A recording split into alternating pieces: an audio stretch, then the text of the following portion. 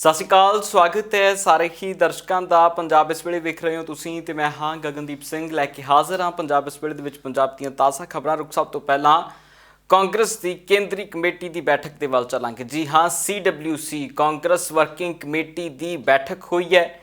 ਇਸ ਬੈਠਕ ਦੇ ਵਿੱਚ ਕਈ ਅਹਿਮ ਮਸਲਿਆਂ ਦੇ ਉੱਤੇ ਚਰਚਾ ਹੋਈ ਹੈ। 3 ਮਤੇ ਵੀ ਇਸ ਮੀਟਿੰਗ ਦੇ ਵਿੱਚ ਪਾਸ ਹੋਏ ਨੇ। ਸੂਤਰਾਂ ਦੇ ਹਵਾਲੇ ਦੇ ਨਾਲ ਜੋ ਖਬਰਾਂ ਪਹੁੰਚੀਆਂ ਉਹਦੇ ਮੁਤਾबिक ਇਹ ਵੀ ਚਰਚਾਵਾਂ ਬਾਹਰ ਆਈਆਂ ਨੇ ਕਿ ਰਾਹੁਲ ਗਾਂਧੀ ਨੂੰ ਪ੍ਰਧਾਨ ਬਣਾਉਣ ਦੇ ਉੱਤੇ ਮੋਹਰ ਲੱਗ ਸਕਦੀ ਹੈ।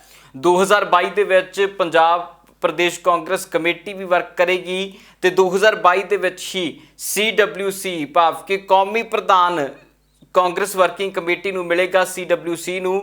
ਸੋ ਉਸ ਦੇ ਲਈ ਤਿਆਰੀਆਂ ਜਿਹੜੀਆਂ ਹੁਣ ਤੋਂ ਹੋਣੀਆਂ ਸ਼ੁਰੂ ਹੋ ਚੁੱਕੀਆਂ ਨੇ। ਬੈਠਕ ਹੋਈ ਹੈ, ਸੋਨੀਆ ਗਾਂਧੀ, ਰਾਹੁਲ ਗਾਂਧੀ ਦੇ ਸਮੇਤ ਸਾਰੀ ਲੀਡਰਸ਼ਿਪ ਇਸ ਮੀਟਿੰਗ ਦੇ ਵਿੱਚ ਮੌਜੂਦ ਸੀ। ਮੀਟਿੰਗ ਦੇ ਵਿੱਚ ਖਾਸ ਤੌਰ ਦੇ ਉੱਤੇ ਇਲੈਕਸ਼ਨਾਂ ਨੂੰ ਲੈ ਕੇ ਚਰਚਾਵਾਂ ਹੋਈਆਂ ਨੇ ਤੇ ਪ੍ਰਧਾਨ ਬਦਲਣ ਨੂੰ ਲੈ ਕੇ ਵੀ ਚਰਚਾ ਹੋਈ ਹੈ। ਦੱਸੀਏ ਕਿ ਸੋਨੀਆ ਗਾਂਧੀ ਪੱਕੇ ਤੌਰ ਦੇ ਉੱਤੇ ਪ੍ਰਧਾਨ ਨਹੀਂ ਨੇ, ਪਰ ਉਹਨਾਂ ਦੇ ਵੱਲੋਂ ਕਿਹਾ ਗਿਆ ਹੈ ਕਿ ਮੈਂ ਪੂਰਨ ਪ੍ਰਧਾਨ ਦੇ ਵਜੋਂ ਕੰਮ ਹਜੇ ਵੀ ਪੂਰਨ ਤੌਰ ਦੇ ਉੱਤੇ ਪਾਰਟੀ 'ਚ ਕਰ ਰਹੀ ਹਾਂ। ਪਰ ਦੂਜੇ ਪਾਸੇ ਇਸ ਸਾਰੇ ਮਸਲੇ ਦੇ ਵਿੱਚ ਜੋ ਚਰਚਾਵਾਂ ਸੂਤਰਾਂ ਦੇ ਹਵਾਲੇ ਨਾਲ ਬਾਹਰ ਆਈਆਂ ਕਿ ਰਾਹੁਲ ਗਾਂਧੀ ਨੂੰ ਕੌਮੀ ਪ੍ਰਧਾਨ ਐਲਾਨਿਆ ਜਾ ਸਕਦਾ ਹੈ ਕਾਂਗਰਸ ਦਾ, ਇਸ ਨੂੰ ਲੈ ਕੇ ਮੋਹਰ ਲੱਗ ਸਕਦੀ ਹੈ। ਇਸ ਦਾ ਮਤਾ ਵੀ ਪੇਸ਼ ਹੋਇਆ। ਜੋ ਸੂਤਰਾਂ ਦੇ ਹਵਾਲੇ ਨਾਲ ਖਬਰ ਆਈ ਹੈ ਕਿ ਇਸ ਦਾ ਮਤਾ ਵੀ ਰਾਜਸਥਾਨ ਦੇ ਮੁੱਖ ਮੰਤਰੀ ਦੇ ਵੱਲੋਂ ਪੇਸ਼ ਕੀਤਾ ਗਿਆ ਹੈ। ਵੀ ਸੂਤਰਾਂ ਦੇ ਹਵਾਲੇ ਨਾਲ ਖਬਰਾਂ ਲਗਾਤਾਰ ਸਾਡੇ ਤੱਕ ਪਹੁੰਚੀਆਂ ਨੇ। ਰਾਹੁਲ ਗਾਂਧੀ ਨੂੰ ਵੱਡੀ ਜ਼ਿੰਮੇਵਾਰੀ ਕਾਂਗਰਸ ਦੇ ਵੱਲੋਂ ਦਿੱਤੀ ਜਾ ਸਕਦੀ ਹੈ। ਅਜਿਹੀਆਂ ਚਰਚਾਵਾਂ ਲਗਾਤਾਰ ਬਣੀਆਂ ਹੋਈਆਂ ਨੇ। ਸੋ ਇਸ ਦੇ ਲੈ ਕੇ CWC ਦੇ ਵੱਲੋਂ ਮੀਟਿੰਗ ਤੋਂ ਬਾਅਦ ਇੱਕ ਬੈਠਕ ਕੀਤੀ ਗਈ ਹੈ। ਇਸ ਬੈਠਕ ਤੋਂ ਬਾਅਦ ਜੋ ਕੁਝ ਵੀ ਹੋਇਆ ਹੈ वो प्रेस कॉन्फ्रेंस के जरिए पेश किया गया। 3 खास मसलों के उत्ते चर्चा हुई है कि कुछ क्या रहे नहीं वो सुनो। सबसे बड़ा देश का सदस्यता अभियान छेड़ने की शुरुआत 1 नवंबर 2021 से 31 मार्च 2022 तक। दूसरी उसमें महत्वपूर्ण तिथि है 16 अप्रैल 2022 से 31 मई 2022 तक, जिसमें प्रदेश कांग्रेस कमेटी के मेंबर और ब्लॉक प्रेसिडेंट इत्यादि का चुनाव होगा। तीसरी महत्वपूर्ण तिथि है 1 जून 2022 से 20 जुलाई 2022 तक, जब जिला कांग्रेस कमेटी के अध्यक्षों और PCC के मेंबर्स का चुनाव होगा। चौथी महत्वपूर्ण तिथि है 21 जुलाई 2022 से 20 अगस्त 2022 तक, जब प्रदेश कांग्रेस कमेटी के अध्यक्षों और अखिल भारतीय कांग्रेस कमेटी के सदस्यों का चुनाव होगा। और 5वीं महत्वपूर्ण तिथि है 21 अगस्त 2022 से 20 सितंबर 2022, जब अखिल भारतीय कांग्रेस कमेटी के अध्यक्ष का चुनाव होगा। और इसके ठीक बाद प्लेनरी सेशन में कांग्रेस कार्य समिति के अन्य सदस्यों इत्यादि के चुनाव की तिथि प्लेनरी सेशन जो प्रथा रही है वो उसको निर्धारित करेगा। उधर दिल्ली के उप मुख्यमंत्री मनीष सिसोदिया भी बीते दिन पंजाब के विच आए सी। ਉਹਨਾਂ ਦੇ ਵੱਲੋਂ ਧਾਰਮਿਕ ਸਥਾਨਾਂ ਦੇ ਉੱਤੇ ਨਤਮਸਤਕ ਹੋਣ ਤੋਂ ਬਾਅਦ ਜਲੰਧਰ ਦੇ ਵਿੱਚ ਇੱਕ ਪ੍ਰੈਸ ਕਾਨਫਰੰਸ ਕੀਤੀ ਗਈ, ਜਿਸ ਪ੍ਰੈਸ ਕਾਨਫਰੰਸ ਦੇ ਦਰਮਿਆਨ ਉਹ ਪੰਜਾਬ ਦੀ ਮੌਜੂਦਾ ਸਰਕਾਰ ਦੇ ਉੱਤੇ ਅਤੇ BJP ਦੀ ਕੇਂਦਰੀ ਸਰਕਾਰ ਦੇ ਉੱਤੇ ਵੀ ਬਾਰੇ ਨੇ ਕਿ ਕੁਝ ਮਨੀਸ਼ ਸਿਸੋਦੀਆ ਨੇ ਇਸ ਪ੍ਰੈਸ ਕਾਨਫਰੰਸ ਦੇ ਦਰਮਿਆਨ ਖੁਲਾਸੇ ਕਰਨ ਦੀ ਕੋशिश की है। सुनो।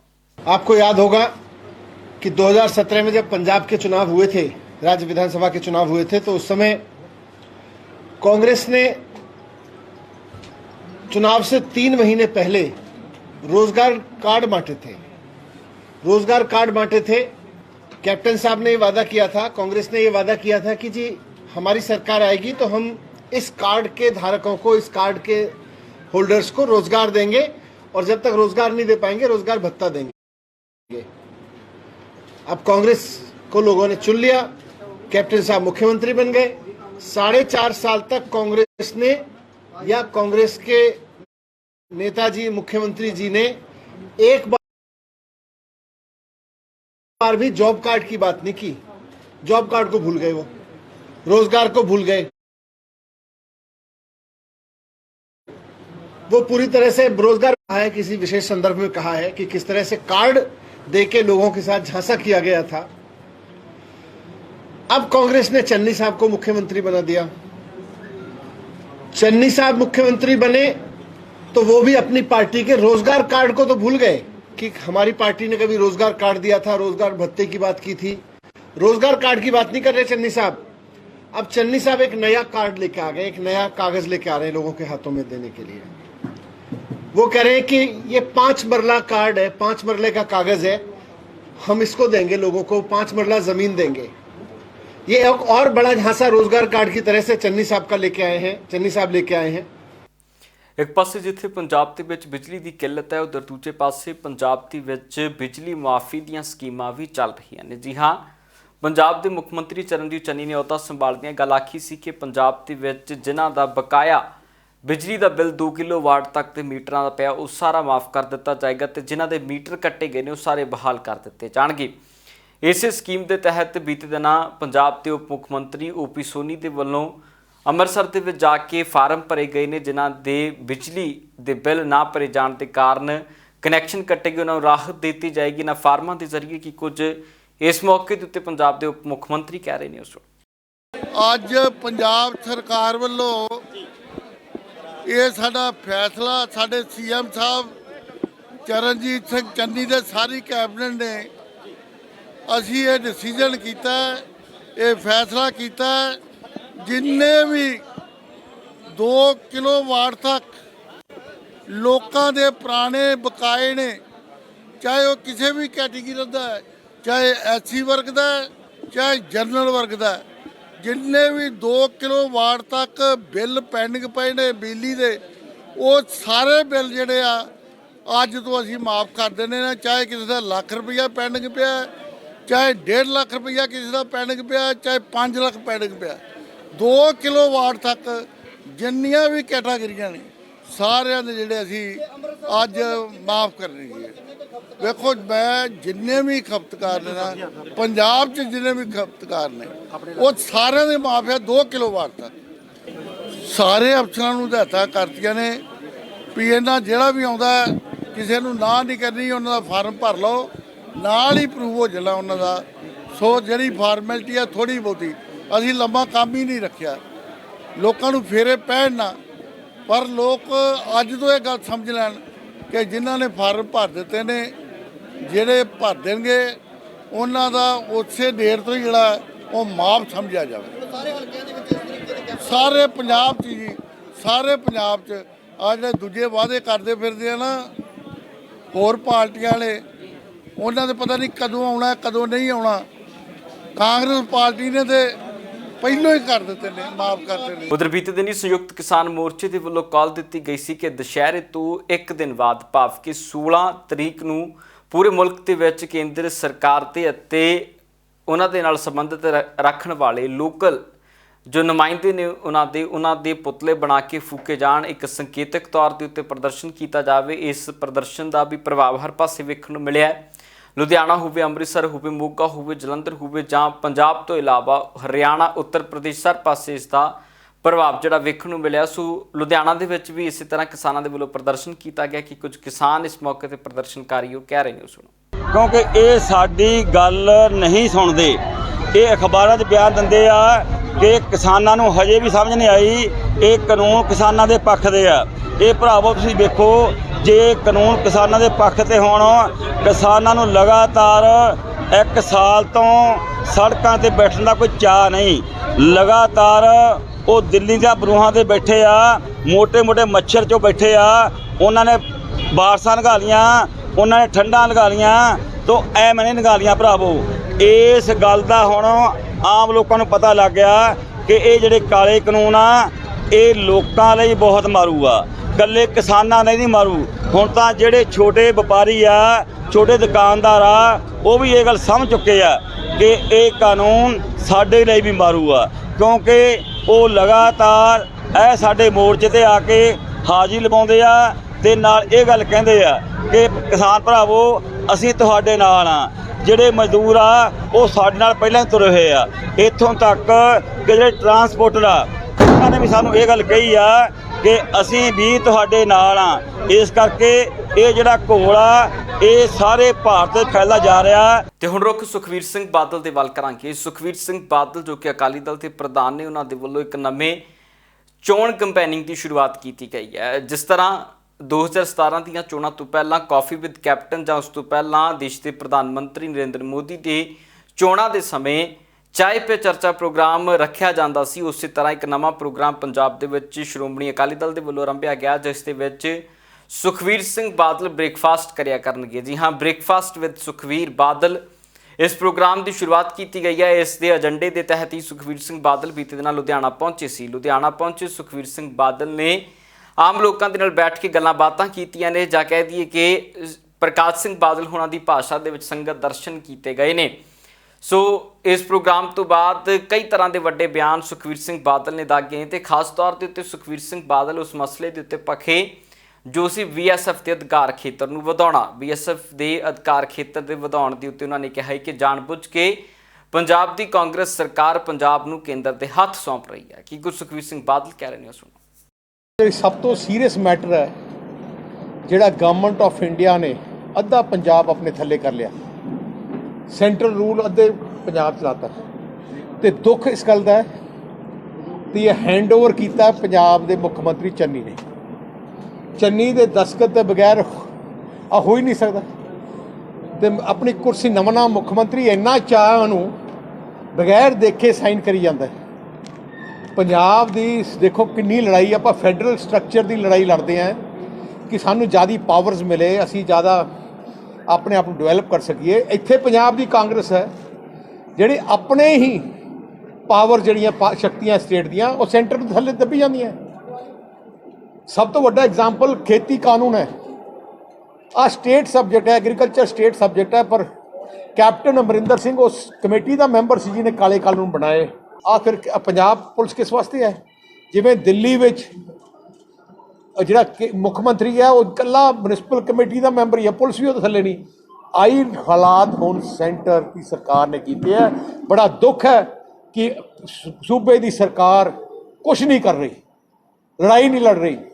ਆਹ ਜ਼ਿੰਮੇਵਾਰੀ ਸੂਬੇ ਦੀ ਸਰਕਾਰ ਦੀ ਹੈ ਜਿਹੜੀ ਅੱਜ ਅਸੀਂ ਆਵਾਜ਼ ਉਠਾ ਰਹੇ ਹਾਂ, ਤੇ ਉਹ ਚੁੱਪ ਹੈ। ਉਹ ਤਾਂ ਇਕੱਲੇ ਕੁਰਸੀ ਦਾ ਨਿੰਗ ਮੰਗੀ ਬੈਠੇ ਹੈ, ਬਸ ਰੋਜ਼ ਦੇਖਦਾ ਕਿ ਮੈਂ ਹੈਲੀਕਾਪਟਰ ਤੇ ਜਾ ਰਿਹਾ, ਮੈਂ ਕਰ ਰਿਹਾ, ਮੈਂ ਉੱਧਰ ਕਰ ਰਿਹਾ।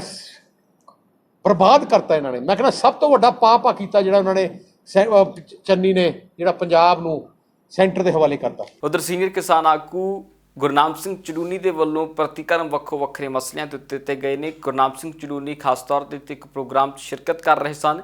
ਉਸ ਦਰਮਿਆਨ ਉਹਨਾਂ ਨੇ ਆਪਣੇ ਬਚਨ ਜਿਹੜੇ ਨੇ ਉਹ ਸਾਂਝੇ ਕੀਤੇ ਨੇ। ਕਿ ਕੁਝ ਚੜੂਨੀ ਨੇ ਕਿਹਾ ਉਹ ਵੀ ਸੁਣਾਉਂਦੇ ਹਾਂ। जय जवान जय किसान का नारा दिया था, खेत में किसान सीमा पर जवान का नारा दिया था। मेहनत की आप लोगों ने, पैदा कर दिया। 140 करोड़ आबादी का पेट भरने के बाद भी अनाज बचा हुआ है। सीमा पे हमारे जवान रोज शहीद होते हैं, आपके परिवारों से हैं।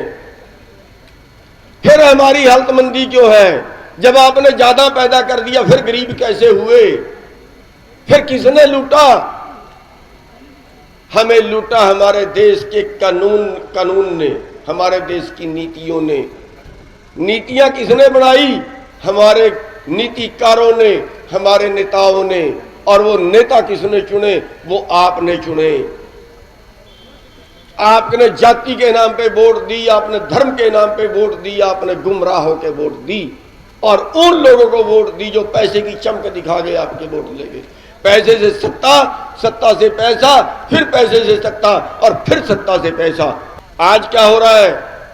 हर 7 साल में किसान वर्ग की आमदन हर 7 साल में अपने बराबर के दूसरे वर्ग से आधी रह जाती है, आधी रह जाती है।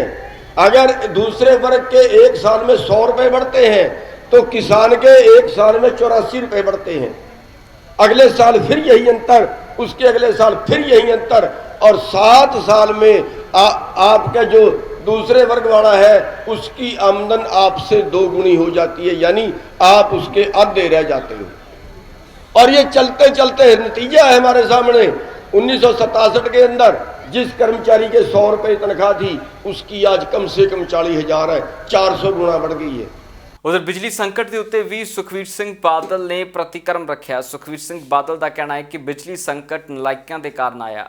जरूरत सी कि 5 सालों के दरमियान नवे बिजली प्रोजैक्ट पंजाब दे विच लाए जाते, नवे थर्मल प्लांट पेश किए जां, बिजली पैदा करने के होर स्रोत पेश किए जाते, पर सरकारां पुराने थर्मल प्लांट बंद करने के उत्ते जोर रखा, जिस करके अज पंजाब दे विच बिजली की कमी है। फॉर्म भराउण दी की लोड़ है? जे सरकार का फैसला हुंदा है कि सारिਆਂ ਨੂੰ माफ है तो फिर फॉर्म बनाना थोड़ी होंगे, फिर तो सारे एक बटन ਨਾਲ सारे माफ हो जाते हैं। आ जेड़े करते हैं, जेड़े फॉर्म भराउंदे है, ਇਹਦਾ मतलब ਤੁਹਾਨੂੰ ਠੱਗਣਾ ਚਾਹੁੰਦੇ ਆ। ਨਹੀਂ ਕਿੱਥੇ ਫਾਰਮ ਕਿੱਥੇ ਕੀ ਕਰਤਾ ਨਹੀਂ ਉਹਦਾ ਫਾਰਮ ਭਰਨ ਦੀ ਤਾਂ ਲੋੜ ਹੀ ਨਹੀਂ। ਫਾਰਮ ਭਰਨ ਦੀ ਕੀ ਲੋੜ ਹੈ? ਉਹ ਤਾਂ ਬਿਜਲੀ ਮਹਿਕਮੇ ਨੂੰ ਕਹਿਣਾ ਇੰਨਾ ਉਹਨਾਂ ਨੂੰ ਫ੍ਰੀ ਹੈ, ਫਿਰ ਕੀ ਹੈ? ਫਾਰਮ ਥੋੜੀ ਭਰਾਈ ਦਿੰਦੇ ਆ।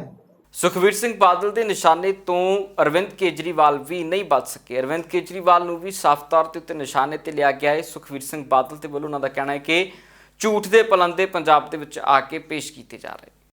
ਜੋ ਦਲਿਤ ਪਰਿਵਾਰਾਂ ਦੇ ਖਿਲਾਫ ਨੀਲੇ ਕਾਰਡ ਕੱਟੇ ਗਏ, ਪੈਨਸ਼ਨਾਂ ਕੱਟੀਆਂ ਗਈਆਂ, ਸਕਾਲਰਸ਼ਿਪ 4 ਲੱਖ ਬੱਚੇ ਗਰੀਬ ਦਲਿਤ ਪਰਿਵਾਰਾਂ ਦੇ ਵਾਂਝੇ ਹੋ ਗਏ ਐਜੂਕੇਸ਼ਨ ਦੇ ਪਰ ਈਅਰ।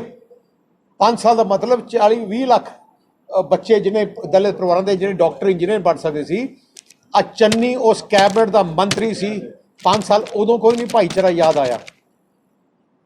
ਹੁਣ ਆਦਾ ਇਹਦੀ ਸੋਚ ਚੰਨੀ ਦੀ ਹੈ, ਗਾਂਧੀ ਪਰਿਵਾਰ ਜੋ ਗਾਂਧੀ ਪਰਿਵਾਰ ਕਹੂਗਾ, ਜੋ ਕਾਂਗਰਸ ਕਹੂਗੀ, ਪਹਿਲ ਉਹਦੀ ਹੈ, ਪੰਜਾਬ ਨਹੀਂ ਹੈ ਇਹਨਾਂ ਦੀ। ਫਾਰਮ ਭਰਵਾਏ ਗਏ ਨੇ ਮੁਫਤ ਬਿਜਲੀ ਨੂੰ ਲੈ ਕੇ, ਜਿਹੜੇ ਬਿਜਲੀ ਨੂੰ ਲੈ ਕੇ ਹਰ ਸਾਲ ਇਹਨਾਂ ਦਿਨਾਂ ਦੇ ਵਿੱਚ ਪਰਾਲੀ ਸਾੜਨ ਦੀਆਂ ਘਟਨਾਵਾਂ ਬਹੁਤ ਵੱਡੇ ਪੱਧਰ ਦੇ ਉੱਤੇ ਸਾਹਮਣੇ ਆਉਂਦੀਆਂ ਨੇ। ਕਿਸਾਨਾਂ ਦੇ ਵੱਲੋਂ ਆਪਣਾ ਦੁੱਖ ਰੱਖਿਆ ਜਾਂਦਾ ਹੈ ਕਿ ਪਰਾਲੀ ਨਹੀਂ ਸਾਂਭੀ ਜਾ ਸਕਦੀ ਕਿਉਂਕਿ ਇਸ ਨੂੰ ਸੰਭਾਲਣ ਦੇ ਵਿੱਚ ਵੀ ਖਰਚਾ ਬਹੁਤ ਹੁੰਦਾ ਹੈ, ਪਰ ਸਰਕਾਰਾਂ ਵੀ ਅੱਜ ਤੱਕ ਇਸ ਦਾ ਪ੍ਰਬੰਧ ਕਰਨ ਦੇ ਵਿੱਚ ਨਾਕਾਮਯਾਬ ਸਾਬਤ ਹੋਈਆਂ। ਪਰ ਇਸ ਸਭ ਦੇ ਵਿਚਕਾਰ ਵਾਤਾਵਰਣ ਮੰਤਰਾਲੇ ਦੀ ਇੱਕ ਰਿਪੋਰਟ ਜਾਰੀ ਹੋਈ ਹੈ, ਜਿਸ ਰਿਪੋਰਟ ਦੇ ਵਿੱਚ ਵਾਤਾਵਰਣ ਮੰਤਰਾਲੇ ਨੇ ਇੱਕ ਖੁਸ਼ੀ ਜ਼ਾਹਰ ਕੀਤੀ ਹੈ। ਦੱਸਦੇ ਕਿ ਪੰਜਾਬ, ਹਰਿਆਣਾ ਤੇ ਉੱਤਰ ਪ੍ਰਦੇਸ਼ ਦੇ ਵਿੱਚ ਸਥਿਤੀ ਰਾਸ਼ਟਰੀ ਰਾਜਧਾਨੀ ਖੇਤਰ ਦੇ 8 ਜ਼ਿਲ੍ਹਿਆਂ ਦੇ ਵਿੱਚ ਇਸ ਸਾਲ ਪਰਾਲੀ ਸਾੜਨ ਦੀਆਂ ਘਟਨਾਵਾਂ ਦੇ ਵਿੱਚ ਕਾਫੀ ਕਮੀ ਆਈ ਹੈ। ਦੱਸਦੀ ਕਿ ਇਸ ਮਹੀਨੇ ਪਰਾਲੀ ਸਾੜਨ ਦੀਆਂ ਕੁੱਲ ਜੋ ਘਟਨਾਵਾਂ ਨੇ ਉਹ 1795 ਦਰਜ ਕੀਤੀਆਂ ਗਈਆਂ ਨੇ, ਜੋ ਕਿ ਪਿਛਲੇ ਸਾਲ ਦੀ ਮਿਆਦ ਦੇ ਮੁਕਾਬਲੇ 4854 ਘੱਟ ਨੇ। ਇਸ ਬਾਰੇ ਕੇਂਦਰ ਦੇ ਹਵਾ ਗੁਣਵੱਤਾ ਕਮਿਸ਼ਨ ਨੇ ਜਾਣਕਾਰੀ ਜਿਹੜੀ ਉਹ ਸਾਫ਼ ਕੀਤੀ ਹੈ। ਰਾਸ਼ਟਰੀ ਰਾਜਧਾਨੀ ਖੇਤਰ ਅਤੇ ਉਸ ਦੇ ਨਾਲ ਜੁੜਦੇ ਇਲਾਕਿਆਂ ਦੇ ਵਿੱਚ ਹਵਾ ਗੁਣਵੱਤਾ ਪ੍ਰਬੰਧਨ ਕਮਿਸ਼ਨ ਦੇ ਕਿਹਾ ਹੈ ਕਿ ਅੰਤਰਰਾਸ਼ਟਰੀ ਪੁਲਾੜ ਖੋਜ ਸੰਗਠਨ ਦੁਆਰਾ ਬਣਾਏ ਗਏ ਪ੍ਰੋਟੋਕਾਲ ਤੇ ਆਧਾਰਿਤ ਇੱਕ ਰਿਪੋਰਟ ਅਨੁਸਾਰ ਝੋਨੇ ਦੇ ਰਹਿੰਦ ਖੂੰਹਦ ਸਾੜਨ ਦੀਆਂ ਘਟਨਾਵਾਂ 1 ਮਹੀਨੇ ਦੌਰਾਨ ਪੰਜਾਬ ਦੇ ਵਿੱਚ 64.95% ਹੋਇਆ ਕਰਦੀਆਂ ਸੀ। ਹਰਿਆਣਾ ਦੇ ਵਿੱਚ 18.28% ਅਤੇ ਉੱਤਰ ਪ੍ਰਦੇਸ਼ ਦੇ ਵਿੱਚ 47% ਤੱਕ ਜਿਹੜੀਆਂ ਇਹ ਘਟਨਾਵਾਂ ਨੇ ਘਟੀਆਂ ਨੇ, ਜਦੋਂ ਕਿ ਪਿਛਲੇ ਸਾਲ ਇਹਨਾਂ ਦਿਨਾਂ ਦੇ ਦੌਰਾਨ ਇਹ ਮਾਮਲੇ ਕਾਫੀ ਜ਼ਿਆਦਾ ਵੱਧ ਗਏ ਸੀ। ਜ਼ਿਕਰਯੋਗ ਹੈ ਕਿ 14 ਅਕਤੂਬਰ ਤੱਕ 1 ਮਹੀਨੇ ਦੇ ਵਿੱਚ ਪਰਾਲੀ ਸਾੜਨ ਦੀਆਂ ਕੁੱਲ 1795 ਘਟਨਾਵਾਂ ਦਰਜ ਕੀਤੀਆਂ ਗਈਆਂ ਨੇ, ਜੋ ਕਿ 2020 ਦੇ ਮੁਕਾਬਲੇ ਕਾਫੀ ਘੱਟ ਨੇ। ਐਨਫੋਰਸਮੈਂਟ ਏਜੰਸੀ ਨੇ ਹੁਣ ਤੱਕ ਪੰਜਾਬ, ਹਰਿਆਣਾ, ਉੱਤਰ ਪ੍ਰਦੇਸ਼ ਅਤੇ NCR ਜ਼ਿਲ੍ਹਿਆਂ ਵਿੱਚ 663 ਦੇ ਕਰੀਬ ਜਿਹੜੀਆਂ ਘਟਨਾਵਾਂ ਦੀ ਜਾਂਚ ਕੀਤੀ ਹੈ। ਸੋ ਇਹ ਸਾਫ਼ ਹੈ ਕਿ ਰਾਹਤ ਮਿਲੀ ਹੈ। ਇਸ ਵਾਰ ਕਿਸਾਨਾਂ ਦੇ ਵੱਲੋਂ ਵੀ ਸਮਝਦਾਰੀ ਵਿਖਾਈ ਗਈ ਹੈ, ਪਰਾਲੀ ਨਹੀਂ ਸਾੜੀ ਗਈ, ਪਰ ਸਰਕਾਰਾਂ ਨੂੰ ਜ਼ਰੂਰ ਹੈ ਕਿ ਪ੍ਰਬੰਧਨ ਦੇ ਲਈ ਕੋਈ ਪ੍ਰਬੰਧ ਕੀਤਾ ਜਾਵੇ, ਜੋ ਘਟਨਾਵਾਂ ਬਚੀਆਂ ਨੇ ਉਹ ਵੀ ਨਾ ਹੋਣ। ਇਸ ਨੂੰ ਲੈ ਕੇ ਪੂਰੀ ਜਾਣਕਾਰੀ ਦੇ ਲਈ ਚੱਲਾਂਗੇ ਸੀਨੀਅਰ ਪੱਤਰਕਾਰ ਵਿਜੇ ਮੌਰਿਆ ਹੁਣਾਂ ਦੇ ਵੱਲ। ਮੌਰਿਆ ਸਾਹਿਬ, ਜਿਸ ਤਰ੍ਹਾਂ ਦੇ ਨਾਲ ਪਰਾਲੀ ਸਾੜਨ ਦੀਆਂ ਘਟਨਾਵਾਂ ਦੇ ਵਿੱਚ ਕਮੀ ਆਈ ਹੈ, ਕੀ ਲੱਗਦਾ ਹੈ ਕਿਸਾਨਾਂ ਦੇ ਵਿੱਚ ਜਾਗਰੂਕਤਾ ਆਈ ਹੈ ਜਾਂ ਸਰਕਾਰਾਂ ਕਿਤੇ ਨਾ ਕਿਤੇ ਆਪਣਾ ਕੰਮ ਕਰਨ ਦੇ ਵਿੱਚ ਕਾਮਯਾਬ ਸਾਬਤ ਹੋਈਆਂ ਨੇ, ਜਿਹੜਾ ਅੱਜ ਤੱਕ ਨਹੀਂ ਹੋ ਸਕਿਆ? ਸਰਕਾਰਾਂ ਪ੍ਰਬੰਧ ਕਰਨ ਦੇ ਵਿੱਚ ਕਾਮਯਾਬ ਹੋਈਆਂ ਨੇ ਜਾਂ ਫਿਰ ਕਿਸਾਨ ਜਾਗਰੂਕ ਹੋਏ ਨੇ?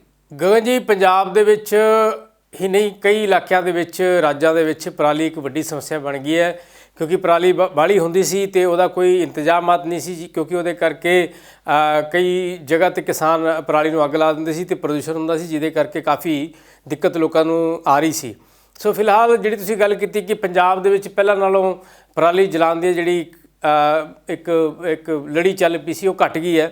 ਸੋ ਇਹਦੇ ਵਿੱਚ ਮੈਂ ਸਮਝਦਾ ਕਿ ਜਿੱਥੇ ਸਰਕਾਰਾਂ ਵੀ ਕਾਫੀ ਦੇਰ ਤੋਂ ਲੰਬੇ ਸਮੇਂ ਤੋਂ ਜਾਗਰੂਕ ਕਰ ਰਹੇ ਸੀ ਅਤੇ ਉੱਤੋਂ ਕਿਸਾਨ ਵੀ, ਉਹਨਾਂ ਨੂੰ ਵੀ ਲੱਗਣ ਲੱਗ ਪਿਆ ਕਿ ਵਾਕਈ ਇਹਦੇ ਨਾਲ ਖੇਤਾਂ ਦਾ ਵੀ ਨੁਕਸਾਨ ਹੈ, ਕਿਉਂਕਿ ਜਿਹੜੇ ਖੇਤ ਦੇ ਵਿੱਚ ਪਰਾਲੀ ਜਲਾਈ ਜਾਂਦੀ ਹੈ ਉਹਦੇ ਜੈਵਿਕ ਜਿਹੜੇ ਪਦਾਰਥ ਹੁੰਦੇ, ਮਿੱਟੀ ਦੀ ਤਾਕਤ ਹੁੰਦੇ ਆ, ਅਨਾਜ ਜਿਹੜਾ ਵਧੀਆ ਪ੍ਰੋਡਿਊਸ ਕਰਨ 'ਚ ਮਦਦ ਕਰਦੇ ਆ, ਉਹ ਖਤਮ ਹੋ ਜਾਂਦੀ ਹੈ, ਉਪਜਾਊ ਸ਼ਕਤੀ ਘਟਦੀ ਹੈ। ਸੋ ਲਿਹਾਜ਼ਾ ਕਿਸਾਨਾਂ ਨੂੰ ਵੀ ਕਿਤੇ ਨਾ ਕਿਤੇ ਜਾਗਰੂਕ ਹੋਏ, ਉਹਨਾਂ ਨੂੰ ਵੀ ਸਮਝ ਪਈ ਗੱਲ ਨੂੰ। ਔਰ ਇਸ ਤੋਂ ਇਲਾਵਾ ਜਿੱਥੇ ਸਰਕਾਰਾਂ ਵਧੀਆ ਕੰਮ ਕਰ ਰਹੀਆਂ ਸੀਗੀਆਂ ਇਸ ਮਸਲੇ 'ਤੇ, ਔਰ ਕਈ ਬਿਜਲੀ ਕੰਪਨੀਆਂ ਨੇ ਪਰਾਲੀ ਚੱਕਣੀ ਵੀ ਸ਼ੁਰੂ ਕਰ ਦਿੱਤੀ ਹੈ, ਪਰਾਲੀ ਨਾਲ ਬਿਜਲੀ ਵੀ ਬਣਨ ਲੱਗ ਪਈ ਹੈ ਪੰਜਾਬ ਦੇ ਵਿੱਚ ਵੀ ਅਤੇ ਹੋਰ ਕਈ ਜ਼ਿਲ੍ਹਿਆਂ ਦੇ ਵਿੱਚ। ਇਹਦੇ ਨਾਲ ਕਿਸਾਨ ਜਾਗਰੂਕ ਹੋਇਆ ਹੈ ਕਿ ਉਹਨਾਂ ਨੂੰ ਲੱਗਿਆ ਕਿ ਨਹੀਂ, ਵਾਤਾਵਰਣ ਵੀ ਇਹਦੇ ਨਾਲ ਨੁਕਸਾਨ ਹੋ ਰਿਹਾ ਅਗਰ ਜਲਦੀ ਹੈ, ਤਾਂ ਜ਼ਮੀਨ ਦੀ ਸ਼ਕਤੀ ਵੀ ਘਟਦੀ ਹੈ। ਤਾਂ ਕੁੱਲ ਮਿਲਾ ਕੇ ਇਹ ਵਧੀਆ ਹੋਇਆ ਕਿ ਸਰਕਾਰਾਂ ਨੇ ਵੀ ਲੰਬੇ ਸਮੇਂ ਤੋਂ ਇਸ ਮਾਮਲੇ 'ਚ ਜਾਗਰੂਕਤਾ ਅਭਿਆਨ ਚਲਾਈ ਰੱਖਿਆ। ਬਹੁਤ ਬਹੁਤ ਧੰਨਵਾਦ ਮੌਰਿਆ ਸਾਹਿਬ ਗੱਲਬਾਤ ਕਰਨ ਦੇ ਲਈ। ਸੋ ਪੰਜਾਬ ਇਸ ਵੇਲੇ ਦੇ ਵਿੱਚ ਫਿਲਹਾਲ ਲਈ ਇੰਨਾ ਹੀ, ਫਿਰ ਮੁੜ ਹਾਜ਼ਰ ਹੁੰਦੇ ਹਾਂ ਨਵੀਆਂ ਤੇ ਤਾਜ਼ਾ ਅਪਡੇਟਸ ਨਾਲ। ਤਦ ਤੱਕ ਲਈ ਮੈਨੂੰ ਦਿਓ ਇਜਾਜ਼ਤ। ਬਹੁਤ ਬਹੁਤ ਧੰਨਵਾਦ।